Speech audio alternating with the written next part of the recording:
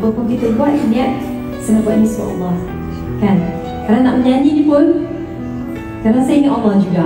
Walaupun saya tahu ada yang cakap menyanyikan suara itu aurat, saya serahkan Allah. Kalau Allah, kan, semuanya nanti saya serahkan kepada Allah. InsyaAllah saya pun sentiasa berdoa supaya satu hari nanti pun saya tak perlu lagi berada di atas pentas menyanyi. Mungkin saya boleh buat kerja-kerja yang lain, kerja amal, lebih fokus kepada, dan saya pun nak duduk, ada impian nak duduk di Mekah, nak orang kata menghabiskan usia di sana, kan? Itu impian setiap orang. Saya pun macam itu juga. So apa-apa pun kita merancang, Allah yang menentukan, dan akhirnya kita minta adalah husnul khotimah.